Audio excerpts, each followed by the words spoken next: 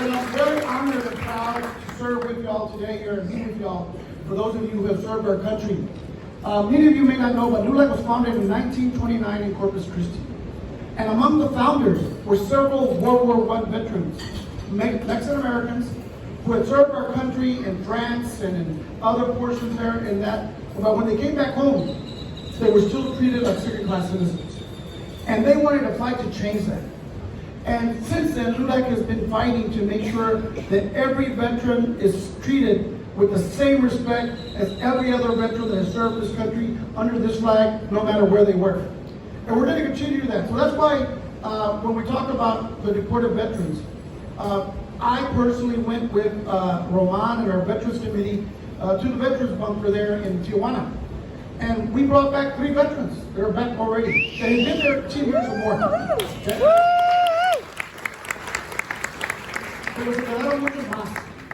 And there's a saying, leave no man or woman behind, right?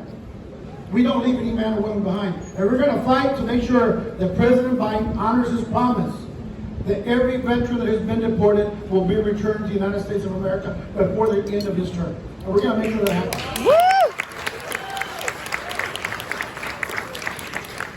About a couple of years ago, a mother of a soldier called our LULAC office in Killeen, Texas, and said, "Mija, no me llamaban 3 días.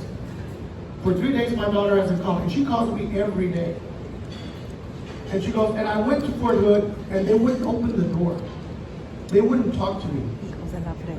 And she contacted our local LULAC council there, and they went, and they got no answers. And now it's day 5, and she still hasn't heard from her hija. That hija was Vanessa Guilin, okay? And we got involved. And I said, I don't care what they're telling you or not saying, we're going to put a $25,000 reward for any information leading to her finding or where she's at. And that became a national story. Think about all the Amber Alerts you've ever seen. It's always a winner with blue eyes, right? That was the first time a Latina and a soldier was on national news and international news. And let me tell you, because of that, even though unfortunately she was found murdered, we got call after call in our LULAC office, and Cindy's here. I was raped by my commanding officer. I was harassed. I was sent to the psych unit for reported sexual harassment. But we passed the Vanessa Guillen Act and President Biden signed an order making it a crime to sexually harass any soldier that serves our country. Thank you. Now, I happen to have met Sergeant Roy Benavides, Medal of Honor winner. Okay? He spoke. We have a chorizo and menudo breakfast first Saturday of the month in Dallas, every person. Y me dijo una vez, he was speaking, right? And he goes, Domingo, the Latino, the Mexican American veterans, he goes, son como el mezquite. And what do you mean, Roy? Dije, nunca se rajan. Un buen mezquita no se rajan. And I know that because we have more Medal of Honor winners, proportionally, than any other ethnic group in the United States of America. But you know what? There is not one military base in America or internationally named after one of them. In 1 week, that's going to change. Because we're fighting to make sure that a military base in Texas is named for one of our heroes. And that's going to be announced in a week. I think you know.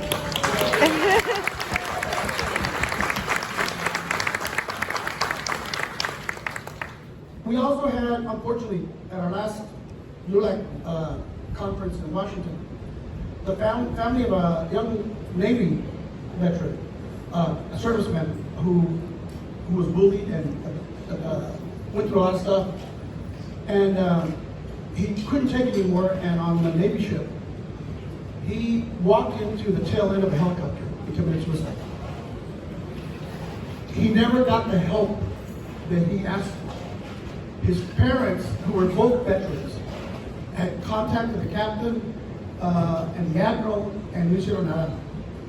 But as a result of that, that family of Brandon came forward, they testified, LULAC took up their case, and now the Brandon Act has become the law. That means any veteran who has any mental health issues will get the help and the services they need right away. That was LULAC.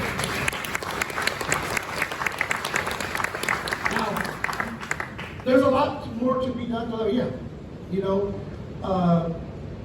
I did meet with the Secretary of Defense and the Secretary of the Army on the issues regarding changing promotions. You know that Latinos and so many of you service, we don't get promoted at the same level as other folks. Whether it's sergeant, lieutenant, colonel, or general. And we are putting pressure saying that we need to have a change.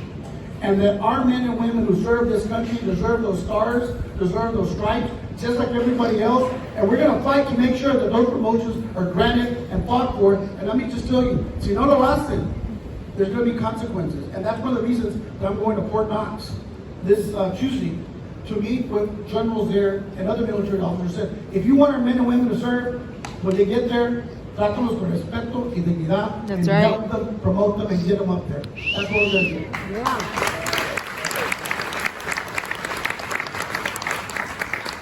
And I finish with this.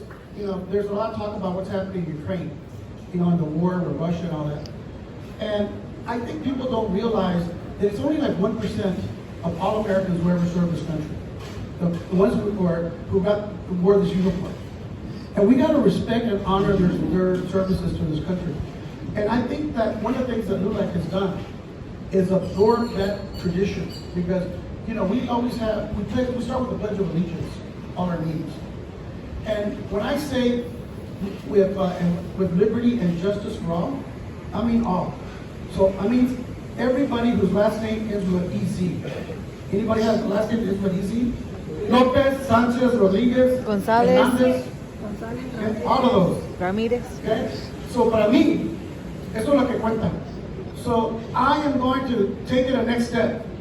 In June, I'm going to jump out of a plane with the Golden Knights Oh my God. in Houston, Texas, next month. Okay? Because I believe that you gotta also show that you're willing to step up. Now, I never served in the military. My father tried to join the military, but his English wasn't well enough, and they didn't accept him. Thank God. So he told me the stories that I've had many family members who have served. So I wanted to say that LULAC will continue to fight and honor those men and women who have fought for this country, served this country, while they're in the military and when they get out. Y para adelante, todo se puede. Gracias.